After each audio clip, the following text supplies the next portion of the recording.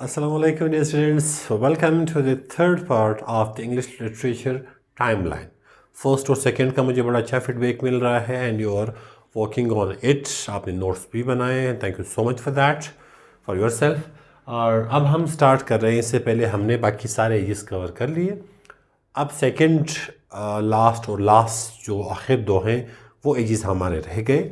ये काफ़ी भारी एजेस है. इसमें डिफरेंट टेक्निक्स यूज़ हुए जो थोड़े बहुत मुश्किल भी हैं लेकिन इम्पॉर्टेंट ऑफ कोर्स वो भी हैं. तो हम स्टार्ट करेंगे हमारे मॉडर्न पीरियड से. मॉडर्न पीरियड का अब देखिए, इसका टाइम पीरियड जो है वो 1901 से लेकर 1945 तक ये आपका मॉडर्न पीरियड है. 1901 टू 1945. इस एज में एक बड़ी इंपॉर्टेंट चीज़ हुई थी जो कि नहीं होनी चाहिए थी. That was the world war one. जब भी कोई जंग होती है, कुछ इस तरह का होता है, उसका इम्पैक्ट साइमल्टेनियसली आवाम पर और राइटर्स पे पड़ता है. तो इसका हिस्टोरिकल बैकग्राउंड में वर्ल्ड वार वन हुई थी और आप देखेंगे कि इनके राइटिंग में वर्ल्ड वार वन के असरात मौजूद होंगे जब हम ये सारी राइटिंग्स इंशाल्लाह पढ़ेंगे आहिस्ता आहिस्ता करके. तो rapid industrial and social changes, काफ़ी सारी चेंजेस आई थी. जब जंग हुई थी तो सारी कंस्ट्रक्शन भी होनी थी. इंडस्ट्रियल रिवोल्यूशन हमारा वैसे ही चल रहा था तो काफ़ी सारी इंडस्ट्री डेवलप हो गई थी. और 1901 है, ये तो अभी कल ही की बात है. इसका मतलब है लोग आगे बढ़ना शुरू हो गए और सोशल चेंजेस भी आ गई थी. लिटरेरी फीचर्स में ये दो चीज़ें कि स्ट्रीम ऑफ कॉन्शियसनेस एक बहुत बड़ा टेक्निक और बड़ा इंपॉर्टेंट टेक्निक है. इस टेक्निक पे अक्सर क्वेश्चंस एग्जाम्स में आते हैं. दे आस्क यू कि what is the stream of consciousness. ये हम जब मॉडर्न पीरियड पढ़ेंगे ये हम समझेंगे. और फिर एक्सपेरिमेंटल स्टाइल्स, ये दोनों डिफरेंट टेक्निक्स हैं जो अप्लाई होती हैं आपके राइटिंग में. तो ये हम इंशाल्लाह डिटेल से पढ़ेंगे. तो इसके लिटरेरी फीचर्स में ये फॉल करते हैं. Second is the third is the major writers and works. आप देखिए इसमें T.S. Eliot जो है द वेस्टलैंड. T.S. Eliot जो है हमारे कोर्स का हिस्सा भी है और ये वाली पॉइंट जो है ये भी वहाँ पे इंक्लूडेड है. द वेस्टलैंड बड़ी अच्छी और आसान पॉइंट में, सिर्फ पढ़ना है आपने. Then comes James Joyce. उन्होंने क्या लिखा हुआ, ये लफ्ज़ थोड़ा मुश्किल भी लग रहा है तो ये इसकी प्रोनाउंसिएशन है यूलुसीज. यूलुसीज एक लिखा है किसने, जेम्स जॉयस ने. Then comes Virginia Woolf. Virginia Woolf को यहाँ पे मैंने लिखा है मिसेस डेलोवे, लेकिन इनकी राइटिंग्स और भी बड़ी अच्छी अच्छी हैं. ये मैंने सिर्फ फॉर सेक ऑफ एग्जाम्पल एक आपको लिख के दिया. इन्होंने बहुत सारी चीज़ें और भी लिखी हैं. Then comes the D.H. Lawrence sons and lovers. बहुत प्यारा नावल था जब हमें पढ़ाया गया था. डॉक्टर फेज ने यूनिवर्सिटी में पढ़ाया, बड़े अच्छे एंगल से उन्होंने हमें ये एक्सप्लेन करके दिया था. Then comes the W.B. Yeats. उन्होंने मॉडर्न पोइट्री की थी. W. यीट्स भी गलबन आपके कोर्सेज में हमेशा शामिल रहा है. तो यहाँ पे आपका मॉडर्न पीरियड, इसमें आपको नई नई चीज़ें दिखी होंगी.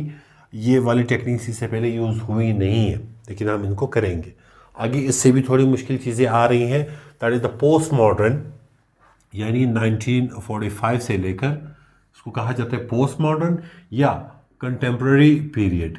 ये लफ्ज़ कंटेम्प्रेरी आपने काफ़ी सुना होगा. कभी कभी आपको शायद नहीं पता होता कि कंटेम्प्रेरी क्या है. कंटेम्प्रेरी एसेज जो आपने देखी होंगी जो कंटेम्प्रेरी इश्यूज़ पे आते हैं, यानी जो रिसेंट हैं, जो नए नए हैं. तो ये 1945 से लेकर 19 अभी तक 2025. इसमें आप कुछ एक्सपर्ट्स जो हैं वो एक और एज भी स्टार्ट करना चाह रहे हैं लेकिन फ़िलहाल बुक्स में हमें यहाँ तक मिल रहा है 1945 से लेकर अभी तक ये आपका प्रेजेंट है. आपने सिंपली इन दोनों एजेस के समझने के लिए, टाइमलाइन याद करने के लिए, जो आपका मॉडर्न है वो 1901 से स्टार्ट होता है, 1945 पे एंड होता है. और जो पोस्ट मॉडर्न है वो 1945 से लेकर अभी तक है, यानी पाकिस्तान के वजूद में आने से थोड़ा सा पहले, 1945 टू प्रेजेंट. इसके लिटरेरी फीचर्स क्या है, मुश्किल वर्ड्स है सारे. फ्रेगमेंटेशन है, मेटाफिक्शन है, डाइवर्स वॉइसेस. बिल्कुल नए नए वर्ड्स इसमें. आपको शायद ये फिक्शन थोड़ा समझ आ रहा हो. फ्रेगमेंटेशन जो आप समझ रहे वो नहीं है. डाइवर्स वॉइसेस, अगर आपको इनकी डेफिनेशंस पता है तो मुझे बताएं, अगर नहीं है तो फिर इसके लेक्चर के लिए वेट करें आप. राइट. तो ये इसके लिटरेरी फीचर्स थे, यानी इनके लिटरेचर में यही चीज़ें और ये टेक्निक्स ही हैं सारी बेसिकली राइटिंग की.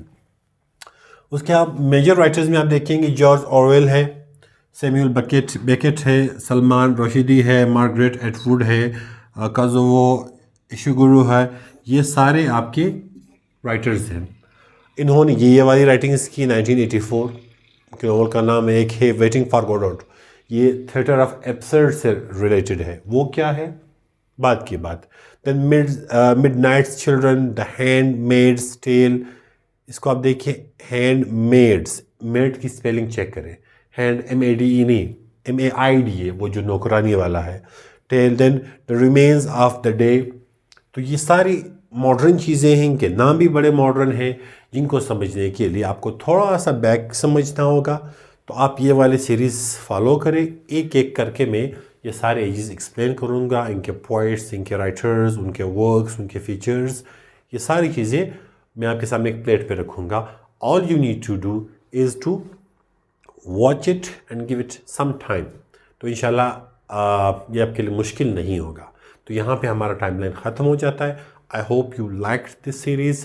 इंशाल्लाह हम मिलते हैं विद देयर डिटेल्ड वीडियोज़। तो थैंक यू सो मच।